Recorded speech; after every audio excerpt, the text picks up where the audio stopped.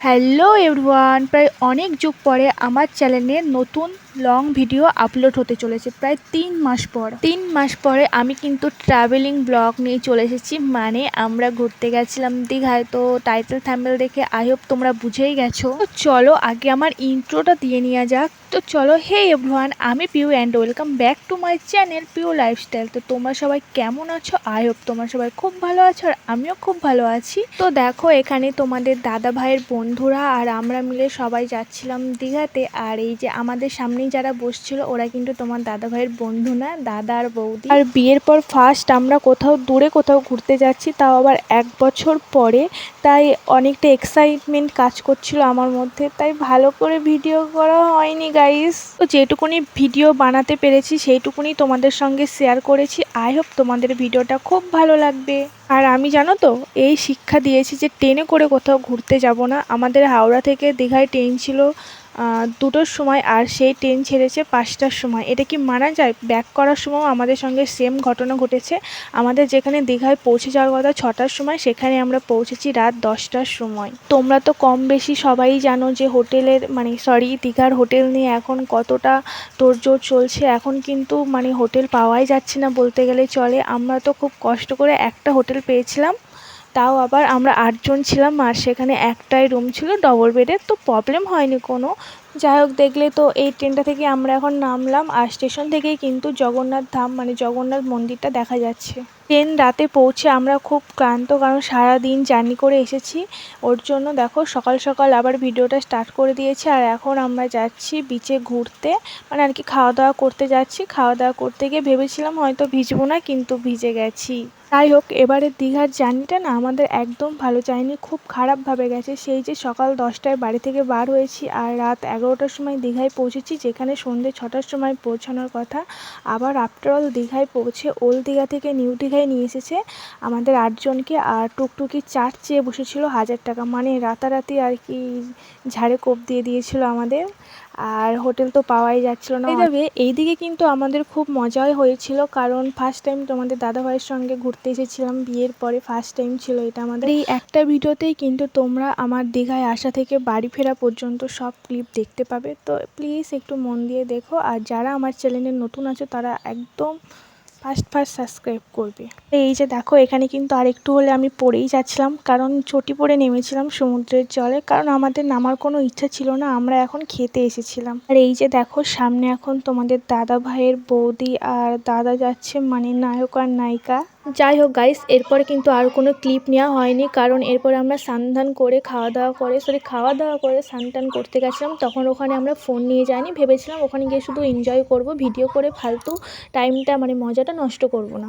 সমুদ্রে স্নান করে এসে আমরা সন্ধেবেলা সবাই মিলে রেডি হয়ে বেরিয়ে পড়েছিলাম দীঘার জগন্নাথ মন্দিরে। আর এই জগন্নাথ মন্দিরের জন্যই কিন্তু এখন দীঘায় এত পরিমাণে ভিড়, এর জন্যই কিন্তু রুমটা পাওয়া যাচ্ছে না। আর এই জায়গাটা কিন্তু সত্যিই খুব সুন্দর, ভীষণ সুন্দর। আর অনেকটা জায়গা নিয়ে কিন্তু এই মন্দিরটা, আর অনেকটা বড়।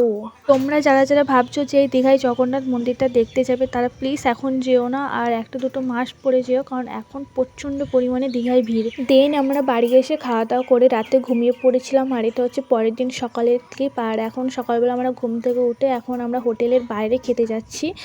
আর কি আমরা প্রতিদিন আর কি হোটেলের বাইরেই খাওয়া দাওয়া করি। আমাদের হোটেলের সাইডেই একটুখানি এসেই একটা হোটেল আছে, খুব কম প্রাইসে খুব ভালো ভালো খাবার দাবার বিক্রি হয়। তো ওখানেই আমরা খাওয়া দাওয়া করি।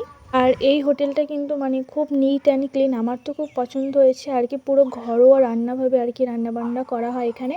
আমরা 3 বেলায় এখানেই খাওয়া দাওয়া করতাম, আমাদের হোটেলের একদম সাইডে। আর আমরা ছিলাম হচ্ছে ওল্ড দীঘাতে। নিউ দীঘায় থাকার ইচ্ছা ছিল, কিন্তু নিউ দীঘাতে একটাও রুম ছিল না।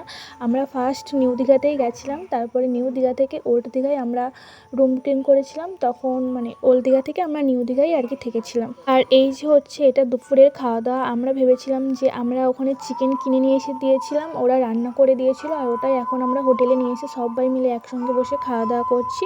আজকের মেনুতে কিছুই ছিল না, শুধু চিকেন আর ভাত ছিল। আর খাওয়া দাওয়া করে সবাই রেস্ট নিচ্ছিল, আর আমি একটু হোটেলের বাইরেটা ঘুরে ঘুরে দেখছিলাম। আমি একাই আর একটু ভিডিও করছিলাম। তো তোমাদের সঙ্গে ভাবলাম চলো একটু শেয়ার করা যাক।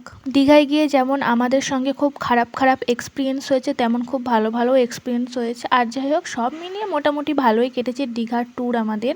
তারপরে দেখো সবার রেস্ট নিয়ে হয়ে গেলে, সবাই ঘুম থেকে উঠে পড়ার পরে আমরা রেডি সেডি হয়ে চলে গেছিলাম উদয়পুর বিচে। আর এই জায়গাটা না একদম বাজে ছিল, জম্মের মাতাল একটা জায়গা, যেটা কিনা আমাদের মধ্যবিত্ত ঘরের মেয়ে ছেলেদের অবশ্যই পছন্দ হবে না। এখানে সব মানে যা তা জায়গা একটা বলতে গেলে চলে, কিন্তু খুব সুন্দর ভিউ পাওয়া যায় এখানে। জায়গাটা সুন্দর, কিন্তু মানুষজন আমার একটুও পছন্দ হয়নি। এখানে বাচ্চা থেকে বড় সবাই একসঙ্গে বসে ড্রিঙ্কস করছে। এটা কি বলো, তোমরাই বলো, এটা কি মানা যায়? সিরিয়াসলি, আমাদের সঙ্গে যদি কোনো বাচ্চা যেত, তাহলে কি আমাদের মতো মধ্যবিত্ত বা মিডিল ক্লাস ফ্যামিলির বাচ্চাদেরকে তাদের আমাদের সঙ্গে বসিয়ে ড্রিঙ্কস করতে দিতাম? হয়তো একদমই দিতাম না। যাই হোক, যার যেটা ইচ্ছা সে সেটা করবে।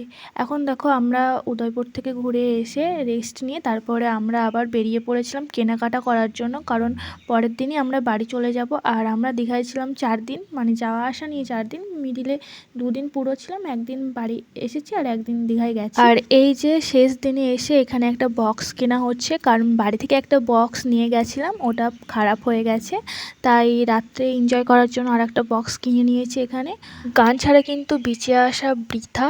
আর এখানে আমরা যেহেতু সবাই ইয়াং জেনারেশন, মানে তোমাদের দাদা ভাইয়ের সব বন্ধু তাদের গার্লফ্রেন্ড বউরা গেছিলো, তো তার জন্য সবাই মিলে একসঙ্গে রুমে এনজয় করার জন্য, নাচ টাচ করার জন্য একটা বক্স কিনে নিয়েছি। দেখো তারপরে রাত্রে আর কোনো ক্লিপ নিইনি। আর এখন আমরা বাড়ি ফেরার পালা। অনেকটা মন খারাপ নিয়ে বাড়ি ফিরছি, কারণ আবার সবাই কবে একসঙ্গে হব তার ঠিক নেই। আর এখন আমাদের 10টার ট্রেন, সরি 11টার ট্রেন, আসবে 5টা। এটা শুনে তো সবার মাথা খারাপ হয়ে গেছিলো আর কি। যাই হোক, কী আর করা যাবে, আমরা তো রুমও ছেড়ে দিয়েছিলাম 10টার সময়, আবার নতুন করে রুম নেবো? ওর জন্য আর রুম নিইনি। সবাই স্টেশনে বসে যে যার মতো টাইম কাটাচ্ছিল, গেম খেলে, গান শুনে, এরম করেই মানে টাইমটা আমাদের কেটেছে। আর ছেলেরা তো গেম খেলছিল, আর মেয়েরা তো আর গেম খেলে না, তাই আমরা লুডো খেলছিলাম, গান শুনছিলাম, এইসবই করছিলাম। আর এই যে দেখো এখন স্টেশনে বসেই আমরা ফার্স্ট টাইম ভাত খাচ্ছি, তার জন্য আমার যাটা বলছে, দেখো গাইস, স্টেশনে বসে ফার্স্ট টাইম এরকমভাবে আমরা ভাত খাওয়া দাওয়া করছি আর কি। সত্যিই তাই, কোনোদিনও ভাবিনি যে স্টেশনে বসে এইভাবে আমাদের খেতে হবে, কিন্তু খুব মজা হয়েছে আর কি। নেক্সট ট্যুর খুব তাড়াতাড়ি হতে চলেছে। এবার আর সমুদ্রে না, এবার ইচ্ছা আছে যে পাহাড়ে যাওয়ার। আর আমার সমুদ্র পাহাড় দুটোই ভালো লাগে। আর এখানে দীঘার কিছু পিক তোমাদের সঙ্গে শেয়ার করলাম, কেমন লাগছে অবশ্যই কিন্তু কমেন্টে জানিও। আর ভিডিওটা ফুল ওয়াচ করো, অনেক দিন পরে লং ভিডিও দিলাম। ভালো লাগলে like, comment, share, subscribe. Bye, সবাই ভালো থেকো, টেক কেয়ার।